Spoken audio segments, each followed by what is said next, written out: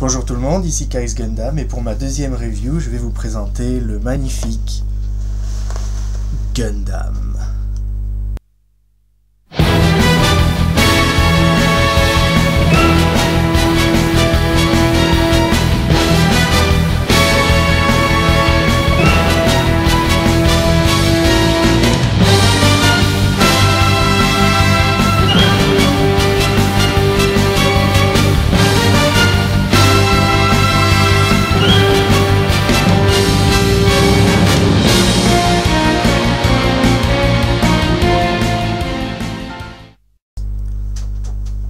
Il s'agit ici d'une version spéciale, l'édition One Year War, donc la guerre d'un an, rapport à la série.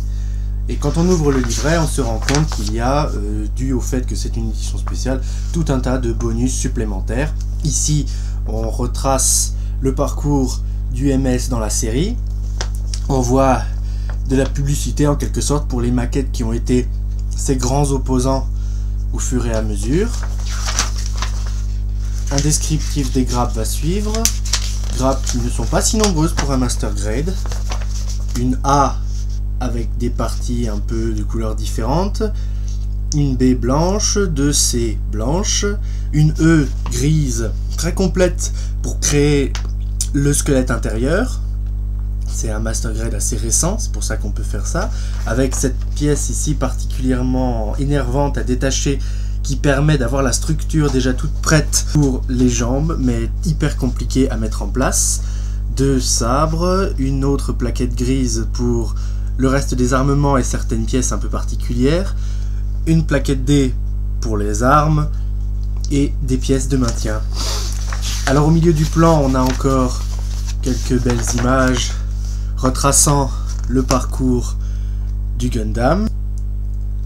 Et le voici dans toute sa splendeur, le tout premier Gundam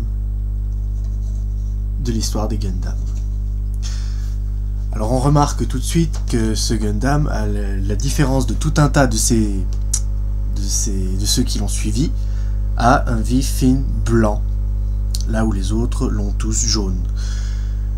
Les couleurs habituelles, les couleurs de base et le modèle pour tous ceux qui suivront: bleu, vent jaune, collerette jaune, tête blanche, bras blancs, jambes blanches avec la jupe rouge jaune. C'est le classique. Et un backpack à l'arrière avec deux vernières qui peuvent bouger. De nouveau la jupe jaune et blanche et l'arrière de la tête relativement blanc. Alors vous voyez déjà tout un tas de marquages que j'ai rajoutés, j'en parlerai plus tard. Ils sont typiques des Master Grade. Cette maquette peut faire énormément de mouvements une fois qu'on l'a fini de la monter. La tête va dans tous les sens que l'on veut, elle monte assez haut, elle descend assez bas. Elle peut tourner autant qu'on en a envie, même si ça ne sert strictement à rien de la mettre en arrière. On peut l'enlever pour faire recréer la scène dans la série où il tire au pistolet en l'air. Mais je préfère sincèrement la laisser. Deux sabres qui sortent du dos, accrochés sur le backpack. Les épaules montent de haut en bas de cette façon, très très haut jusqu'à la taille normale. Les bras s'étendent, le tout tourne comme on en a envie. Les mains sont faites en beaucoup plus que 4 parties si on compare avec le Shenlong Gundam de ma première review. Deux doigts flexibles et mobiles, indépendants du reste de la main, c'est-à-dire le pouce et l'index. Les trois autres joints mais légèrement écartés. Une petite section permettant d'insérer les armes pour qu'elles tiennent mieux, ce qui est franchement très très utile. Et une mobilité vraiment parfaite du bras. Franchement, c'est un des Master Grade les mieux faits, les plus solides que j'ai construits jusqu'à maintenant. Le torse bouge de haut en bas, ce qui est vraiment particulier. Il peut tourner aussi de cette façon. C'est assez ennuyeux de voir qu'il laisse quand même un trou dans la conception, en dessous de l'entrée du cockpit. Entrée du cockpit qui, je vous le montre tout de suite, s'ouvre et on peut voir à l'intérieur une partie de ce qui est le core fighter le core base, ça s'appelle, pardon, du Gundam, qui peut s'attacher sur le gun tank et le gun cannon également.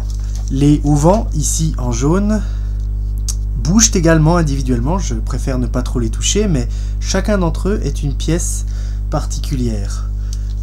Ensuite, la jupe, les côtés de la jupe tournent bien sur un seul joint.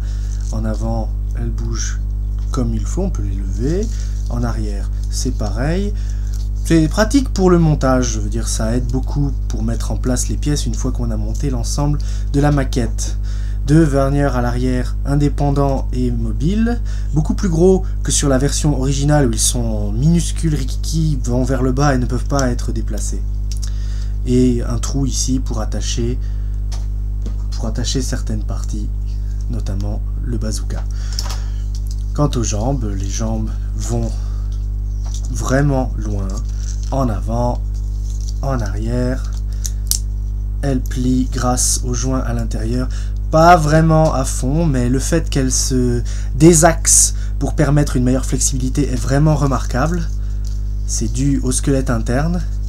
Quant aux pieds, les pieds vont vraiment dans toutes les positions désirées, en avant, vers le bas, et la pièce arrière ne bouge pas, mais ce n'est pas grave, celle d'avant est vraiment hyper mobile, avec toujours des détails du squelette, même jusque en dessous des pieds. Rendez-vous dans la deuxième partie.